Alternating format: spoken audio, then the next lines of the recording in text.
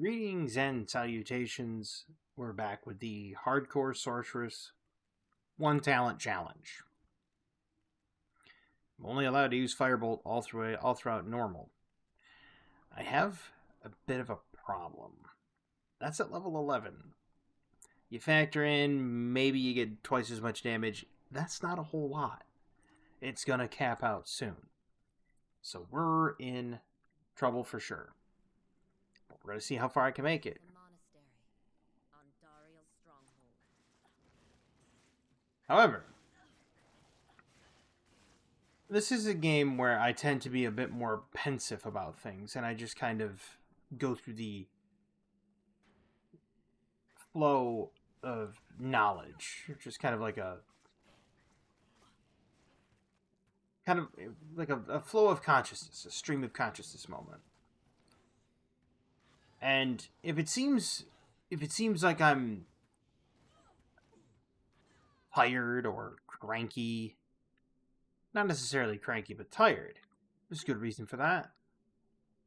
Over the past 2 days, and I'm recording this the same day as the Ashes of Creation video I just got done recording.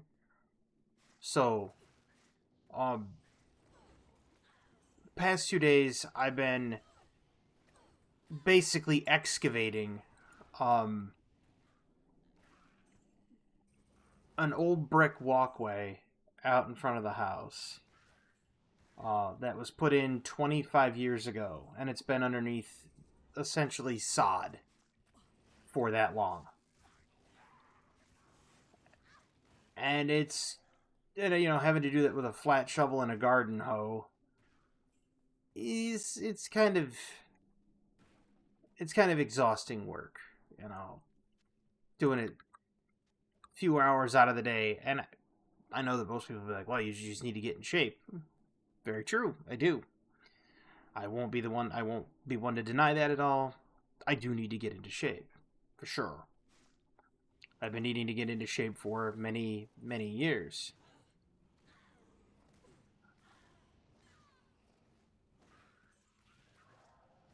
It's just, it's a lot of heavy work trying to break up sod 25 years of just compressed grass and dandelions and root systems in this nice interlaced brick.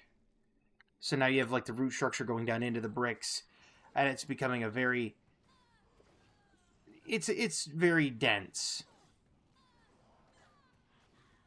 Of course, this came on the heels of the whole floodwaters that we had to deal with the other day, so it made it a little bit easier to move the sod, but it was still difficult. Not so much the removing of the sod and getting it up off the ground. That was quite easy. It was where I had to take it. So underneath our porch, there is what used to be a woodchuck hole, right? And that got washed out in the flood. And when it got washed out in the flood, it was about a 4-foot deep, L-shaped hole that went all the way back to the foundation and then hooked to the left. So I can't pull the stairs away from the porch because that's just not physically possible. And it's the way the stairs are. I didn't want to click that well again. The way the stairs are currently installed, it's not possible to pull them away from the porch. I'd have to completely unscrew them, undo them, try not to crack the wood. More hassle than it's worth for what I had to do, which was I had to position myself in between a handrail to the left and my house to the right, and I had to get in there and then tilt sideways and then tilt the flat shovel and try tossing this sod in a little gap like that wide by, say, maybe that tall. Yeah. So I'm in awkward positions making these rather awkward gyrations. It was uncomfortable to say the least. And I've been doing that for 2 days. So If it appears that I come off as a little cranky or irritable, yeah, I've got a few pains here and there. Understandable. And yes, I've already done something for them. And yes, it has helped. But nothing's going to deter me from recording or trying to keep content up at all. Ow. Ow. They weren't kidding about the extra strong, were they?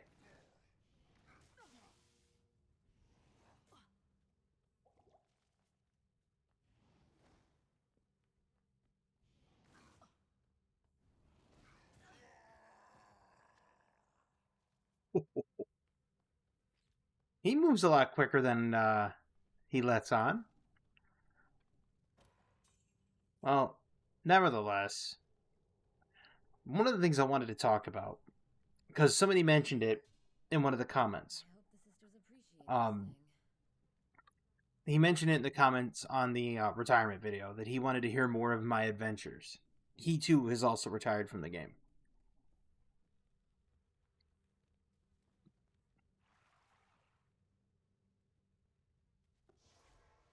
I believe he also retired from the game. I'd have to go back and look at the comment. Well, that was a waste.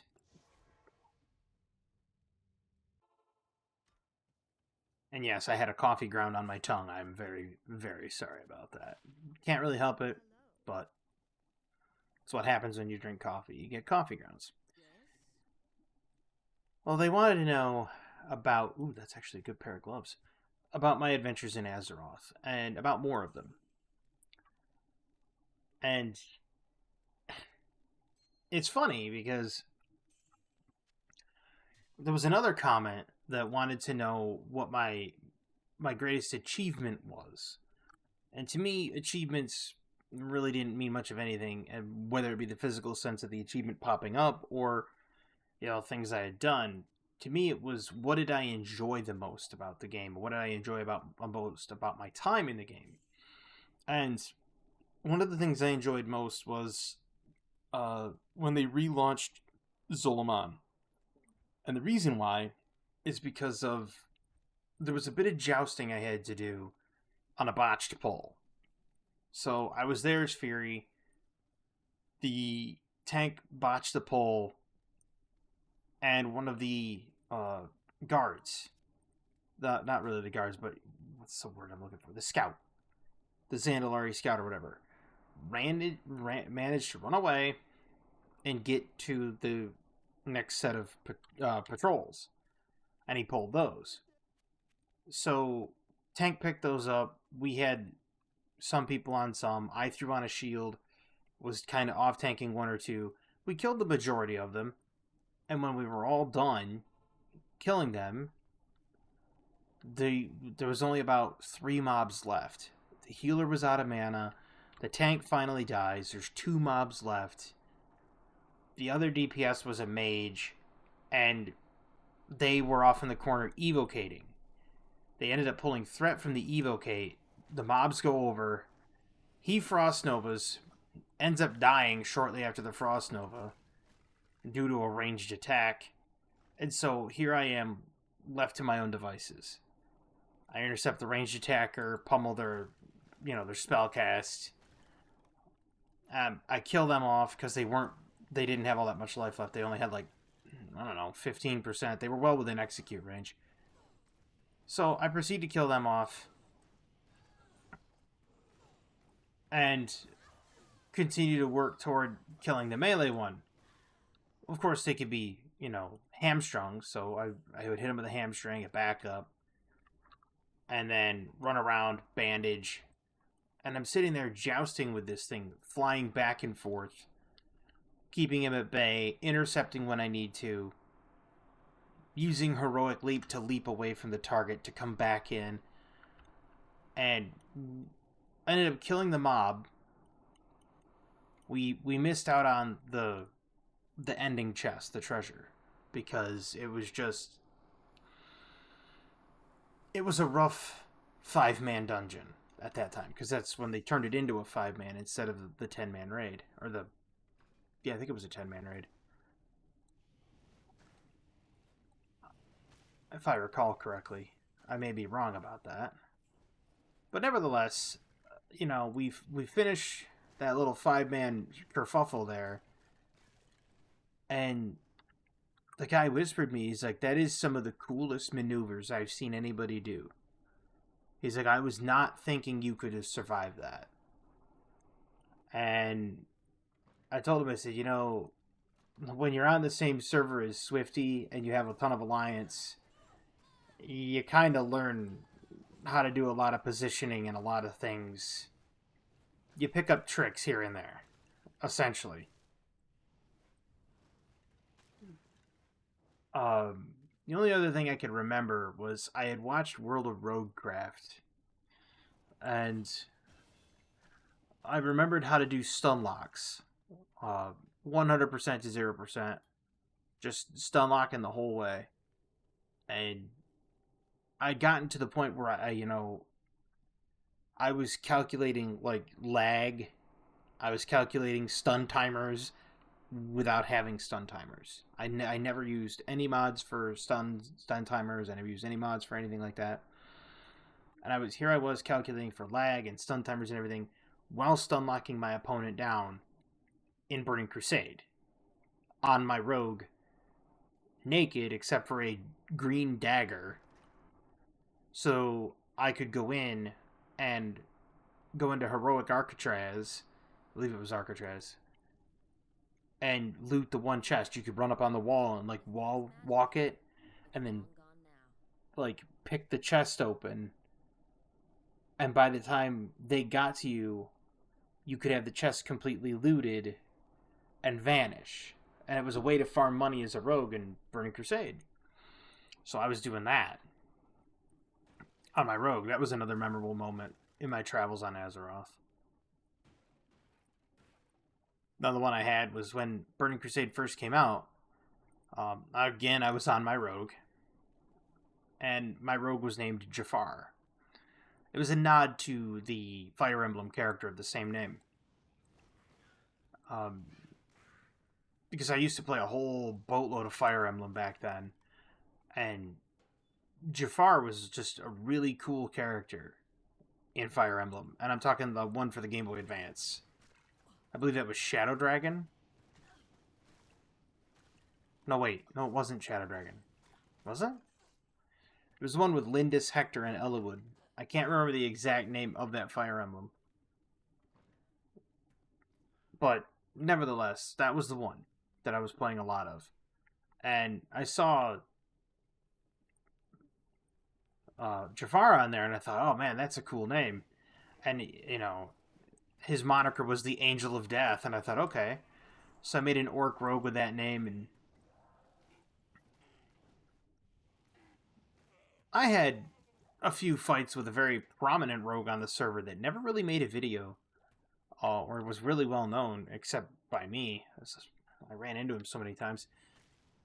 His name was Mean Rock.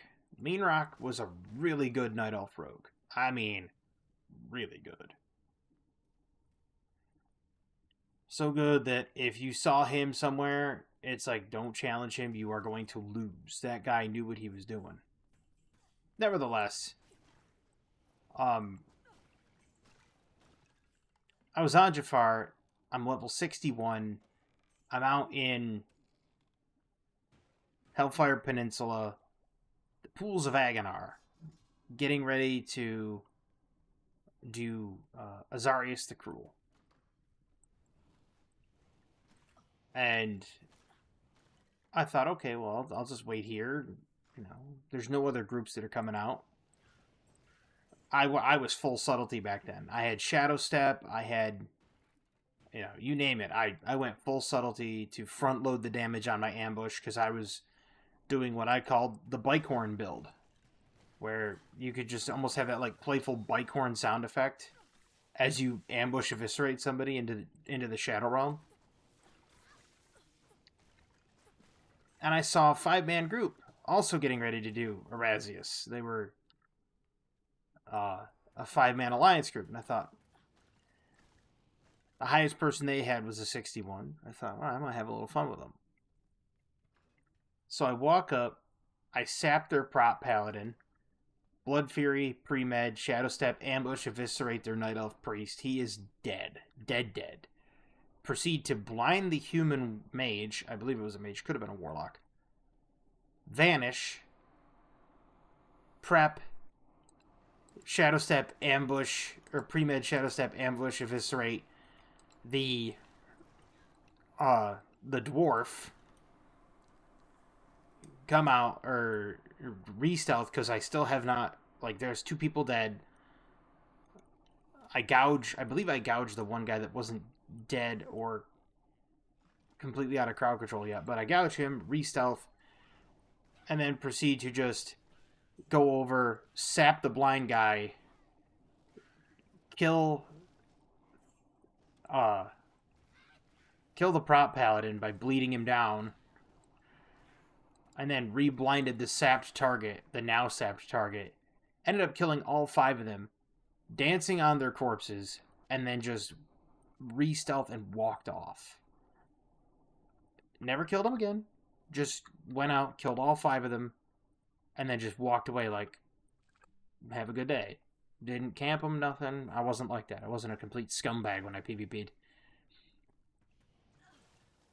Ran along probably 3 days, 4 days. This is back when everybody was really actively playing, my brother and everything. Because my brother used to play, my sister used to play. Everybody that I knew used to play. I had 2, 3 friends playing at that time. And I told them all. I said, you might not want to go out to Hellfire Peninsula today. And they said, why? I said, the Alliance are going to be a little gank happy. I just got done ganking a 5-man Erasius group.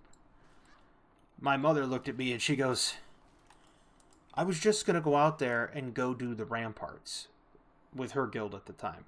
And I'm like, sorry about that. Probably not a good idea. Because it was right there. It's just like, it's not a good idea. Might not want to do that. Ran along, like I said, 2, 3 days. And my mother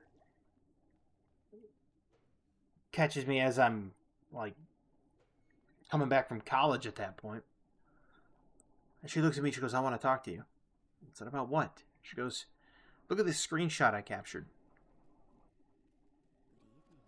Okay. And there is a human mage in the guild the Jafar.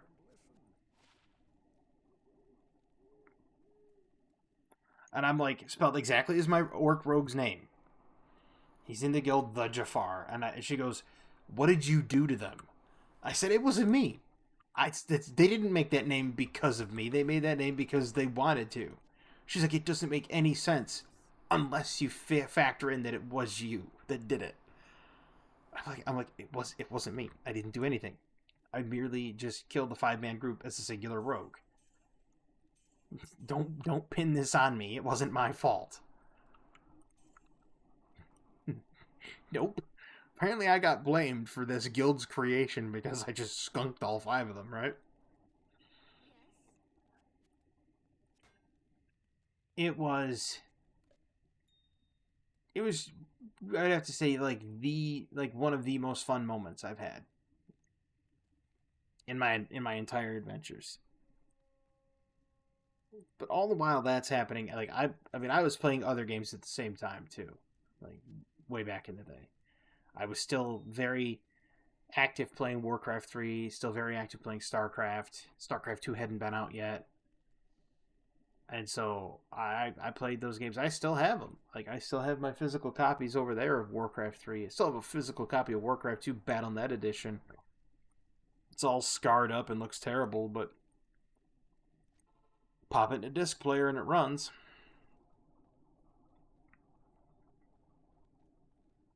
And I've liked a lot of things that have happened in the past, and there's a lot of games I still enjoy. I mean, yeah, they're a bit older, like Super Mario Galaxy. Love that game. And it's not just for the nostalgia reasons either. Like it's a very enjoyable game to play. I rate it like the number one Mario game. Like Super Mario Galaxy was number one. Right underneath it was Super Mario Sunshine. Because I loved Super Mario Sunshine. A lot of people were infuriated by it and did not care for it whatsoever.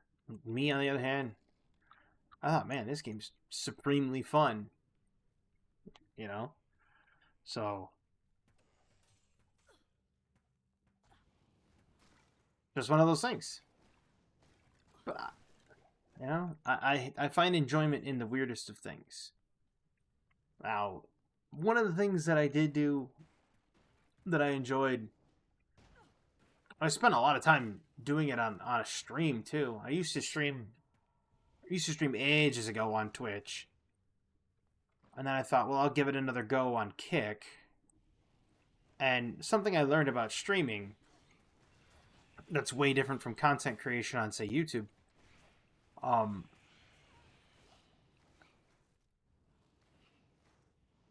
is that while you're streaming, if you don't have the active feedback, it's a lot harder to produce that entertaining content that keeps people coming back, right?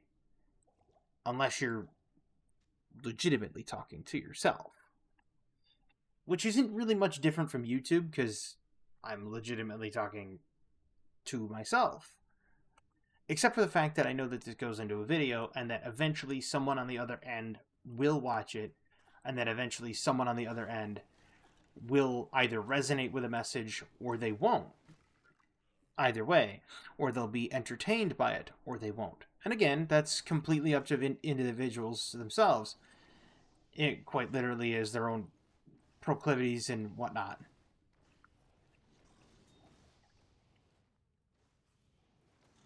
But with the live streaming, it becomes much harder to deal with on a live basis.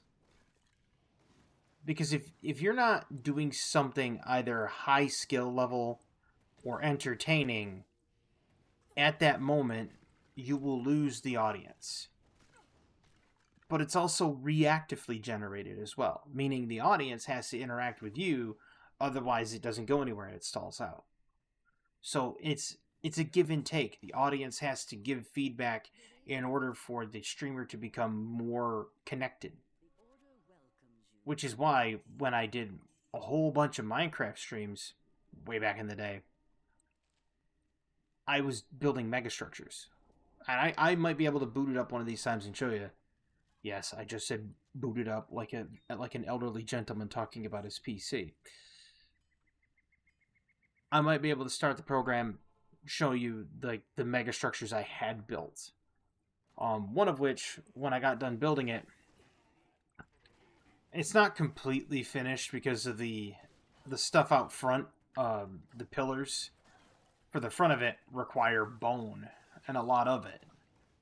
And so I haven't built the pillars, and I haven't made another run to go get sand to finish the glass panes. But the rest of the structure, meaning the actual like physical Pantheon footer, the Pantheon structure itself, and the capstone up at the top, are all finished. And with all of them being finished, when you get up to the top capstone and you look off the top capstone, you can see roughly 400 blocks away if your draw distance is far enough. I know this because I was roughly 400 coordinates blocks away, looked back, and I still saw the peak of that structure. So I know that it can be seen from quite a distance. So we're just gonna say that you can see 400 blocks off the top of it. It's quite a large structure, and it's not the largest structure I'm building either. But I've put the other ones on hold. Yet I've started a fresh run. I started a fresh run because I was coming up with new ideas, And I thought, you know what? I should just do this, this, this, this, and this. And my mind just kind of started running with it.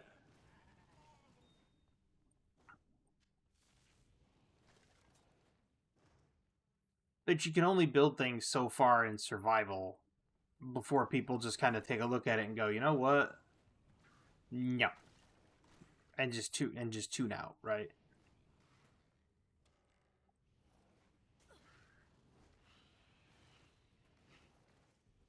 It's like with a Terraria Master Mode, right?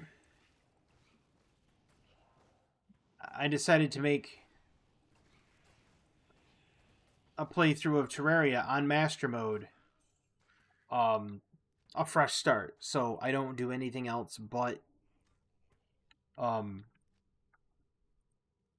play on Master Mode and attempt to kill the bosses and attempt to get to the end of the content in Terraria on Master Mode from a fresh start. That's not easy, but I'm hoping I can get that one done too. It doesn't get a whole lot of viewers, but again, it's not for everybody. And sometimes it never is. And that's the key to it, right? Everything you create will not always be applicable to everyone, right? There's an old phrase. It's like no one can please everyone all the time.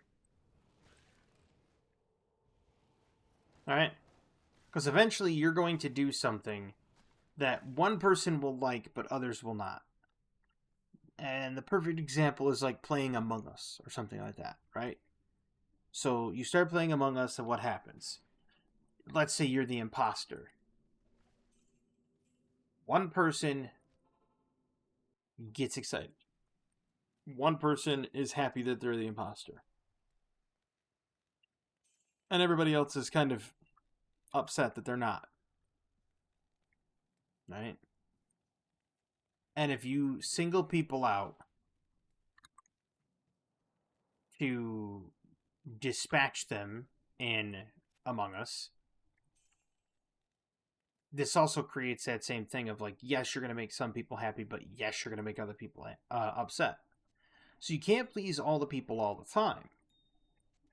Which is why instead of making content that everyone enjoys or that the vast plurality enjoys, I go by the philosophy of make content I enjoy, that I enjoy producing, that I enjoy sharing with others.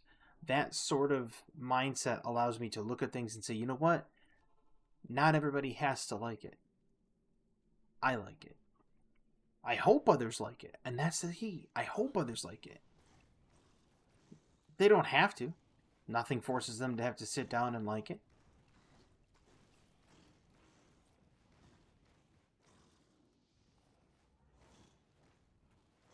And mostly I started this YouTube thing out of, I can't even say boredom, because I wasn't bored. I wanted something to do, and I thought, I'm I'm playing the games anyway, right? I might as well play them for a reason. Instead of just playing them to play them for a reason. Have some fun with it. Laugh at your mistakes, what have you. And that's how it all started. This is how this whole journey began.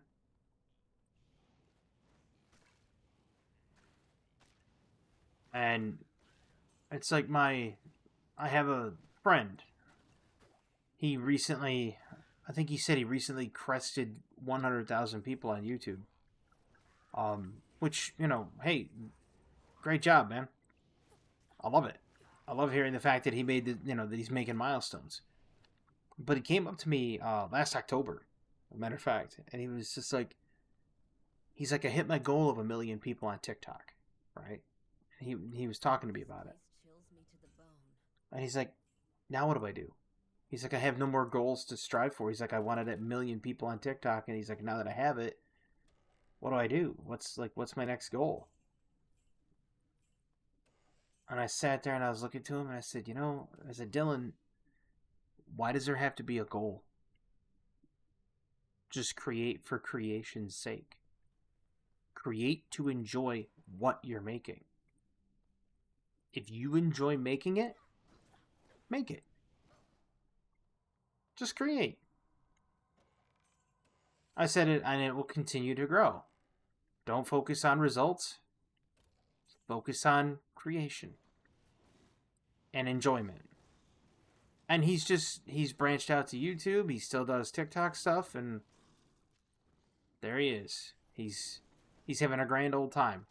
He doesn't really have a goal in mind, and he just keeps going.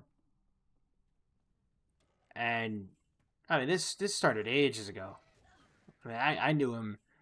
I knew him before he started the whole TikTok journey. Jeez, I've known him for almost 7 years now. Ooh, Superior Sacred Globe. I can go enchant that. It's got frozen armor. I'll go imbue that and see what I get. That's what I was hoping for. It's a one-handed item I can imbue. Because now I can get extra skills. Those extra skills I can use. Because they're not talents, I can utilize it and exploit it. What I get? 2 to Inferno. Interesting. Does that help me in any way with Firebolts? Does not look to be the way. Okay, so Firebolt gets damage from Fireball and Meteor. That just gets damage from Warmth. But it does seem to work better. 22 to 36 per second. So we'll run with it for now, because I can. Ha ha ha! I found a flaw in the system. It's not really a flaw. I have it set up. I have it set up that if I get skills on items, I'm allowed to use the skills on the items.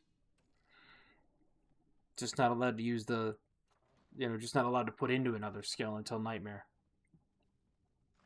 It's very restrictive, but it's also very challenging and very fun.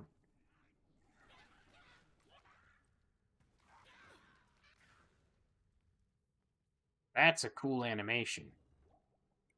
I had not seen that they changed that animation from the old one. The old one looked like if you hit G. That's the old animation, right? Which looks fine and dandy, but this new one, just look at that. It's so much more crisp. Beautiful.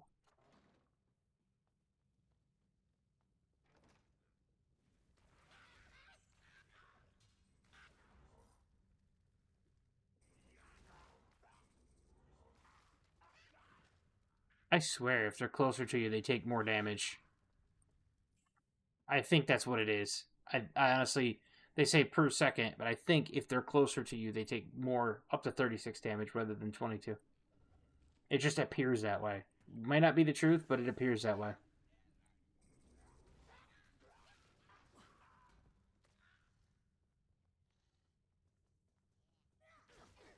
Ooh, not a good...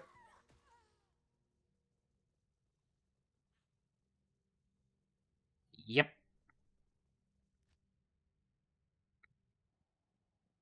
I was just getting ready to hit potions, too. Oh.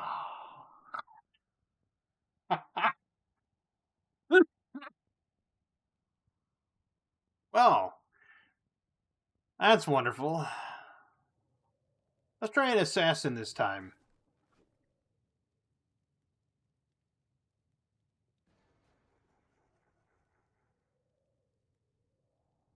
Worm food. Oh, man. That was fun. Well, it lasted. But no, like I was saying, I've known him for, oh, gee. Like I said, 7 years. Funny story though. Like how I met him was the strangest thing, right? And he was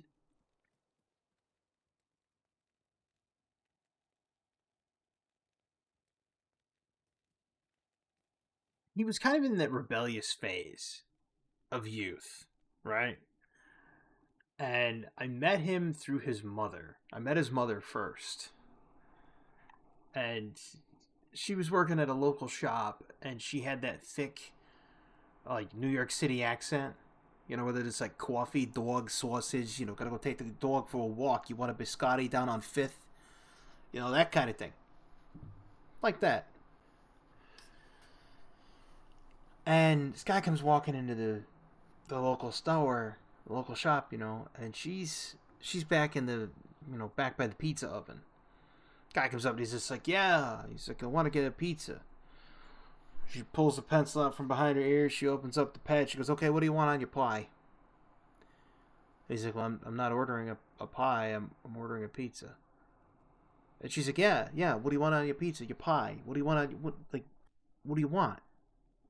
And so he gives her the order because the local place here, they bake pies, and they sometimes sell like actual like apple pie, cherry pie, pumpkin pie. They bake them from time to time and then just sell them.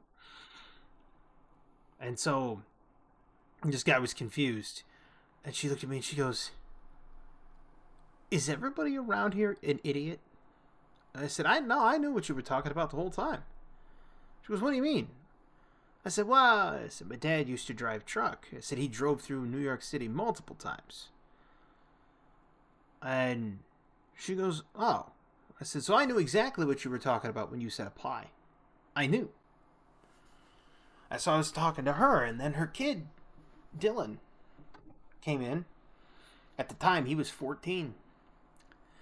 He came in and he was talking to her, and I was talking to her, and then I just started talking to him like he was just any other normal individual, not treating him like a child, not treating him like he didn't know what he was talking about or anything. I just was like talking to him like any other normal human being. He's like, "See, this is awesome." He's like, "You don't treat me like a kid." Why would I? You're an individual. You're a person. Why would I treat you like a child? He's like, "Well, I'm 14." I said, "Okay, you are still an individual. You're still a person. I can talk to you on a human to human level. It's like I don't see how that social dynamic's any different. You're still a human being. What's changed?" And so here I am just talking to him and we're having a grand old conversation. We were talking about video games and a whole bunch of other stuff, and his mom was chiming in because she was standing right there behind the counter, and I was talking to her too, and ran along, I don't know, 5 6 months, and he started being around not so good people in school. And so his mom was kind of worried about him, and she's just like, "Will you talk to him?" "Sure." She's like, "He seems to listen to you more often." Now, his dad was not in the picture because his dad passed. So, you know, I was like, I could see where he was going to need like a male role model to kind of say, "Hey, look, don't do this in life because it's not a wise idea. I've been down that road. Don't do it. It's not smart." How most people like you'll usually have an uncle that'll say that, or a father figure or a grandfather. So I kind of sat there and I was over, and she offered me a cup of coffee, and I'm over at their house, and I'm sitting there, and she's sitting right there too. And I said, "What do you do when you come home from school?" He's like, "Nothing." He's like, "I'm always bored." He's like, "I got nothing to do." He's like, "I play games, but that's about it." I said, "You're at the perfect time in your life And he just kind of looked at me. He goes, "What do you mean?" I said, "You have all this free time, tons of it." I said, "You come home from school, you're basically doing nothing." I said, "You're passionate about tech, you're passionate about gaming, you're passionate about all these things. Use that, utilize it, grab a hold of it, and have it be a marketable passion somehow." So he sat there and he thought about it for a while, and he's like, "Hmm." I said, "But have a marketable passion." And that was all the advice I gave. Marketable passion.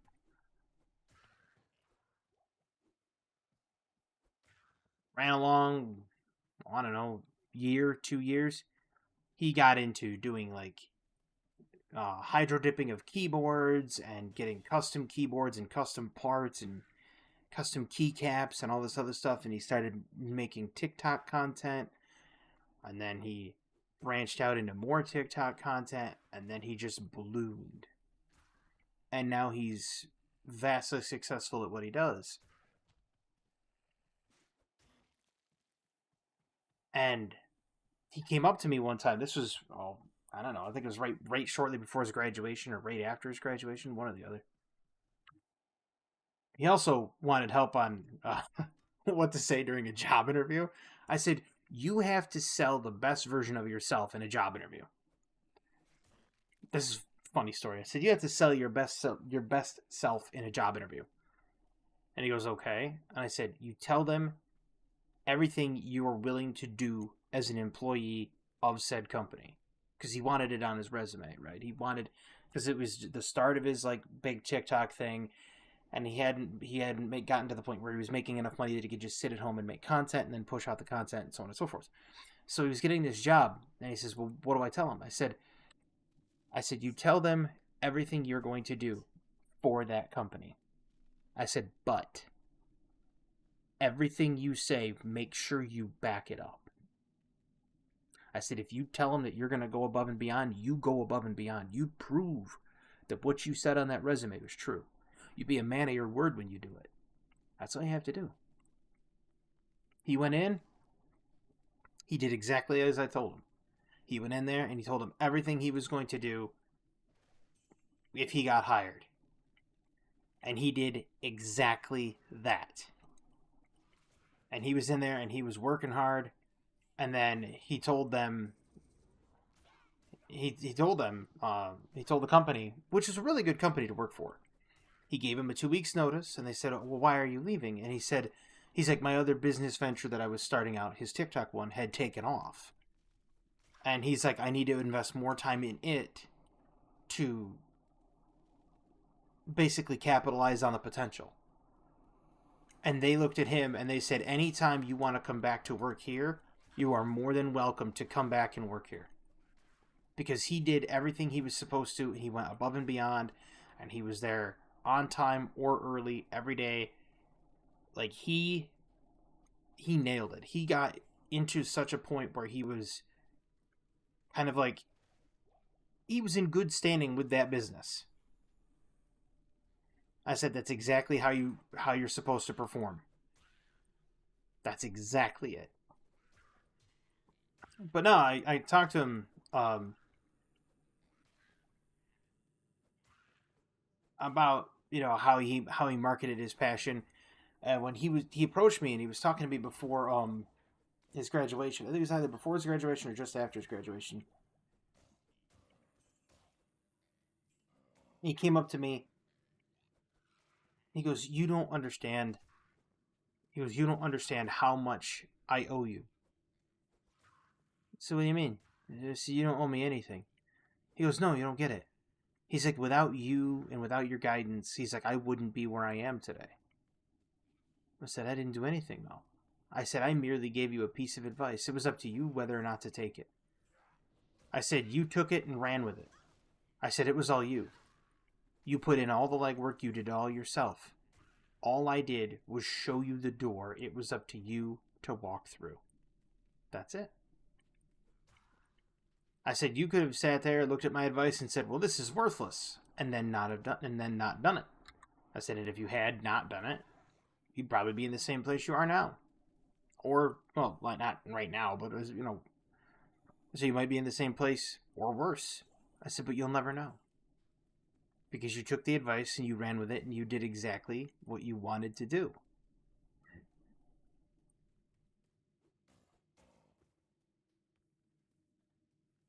He's like, but I still feel like I owe you. I said, don't worry about it. I said, the universe will unfold as it should, and it will all come back. I said, you don't have to do anything. You just have to enjoy what you're doing. That's all.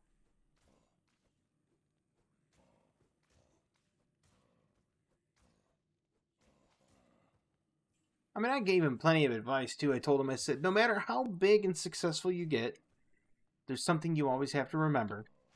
And he says, what's that? And I said, always be humble. The rogue's test is done. I said, remember where you started from. Because if you remember where you started from, you will never lose your footing. You remember you started with nothing. You remember you started from nothing. You remember that you were just like everybody else. You're just like the next guy. You are a person. And just like that person, there you are.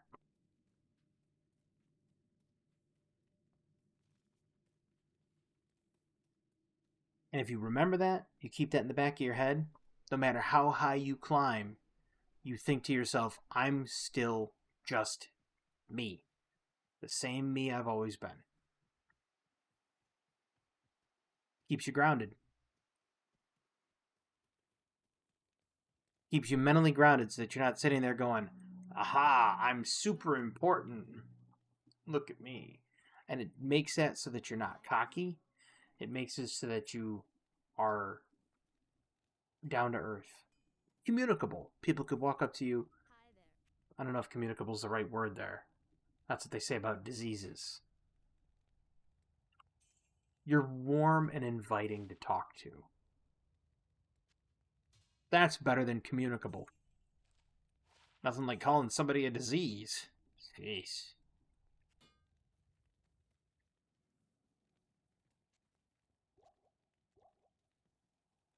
People can communicate with you and interact with you Order welcome. on a one-to-one basis because you're down to earth.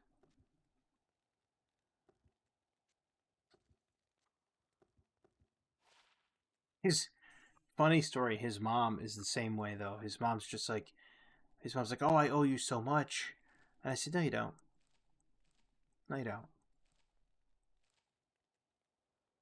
And she's like, yeah, but all you've done for him. I said, I'd have done it for him even if it went nowhere. Because that's what people do. I don't know what skill to go with yet. I don't know if I want to go with Firebomb or if I want to go down some Shadow Disciplines or maybe some Martial Arts. Not exactly sure. I'm thinking Fire Blast, but I don't know yet. Because if I go Fire Blast and then I go into like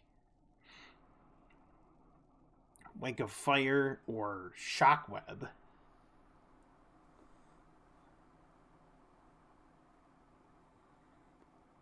I mean, like, I'm going to have to use this all throughout normal. So, I don't know yet. I haven't decided. So, as I'm undecided on that one, I will hold off on it. Kind of tragic that the sorceress died, but that's how things go, I guess. But hey, see? Got a smile on my face. I enjoyed it. I had a wonderful time. I hope you enjoyed it as well. I hope you enjoyed being here and listening to some stories and listening to some different times in life and looking back on things and talking about people that I've communicated with and whatnot.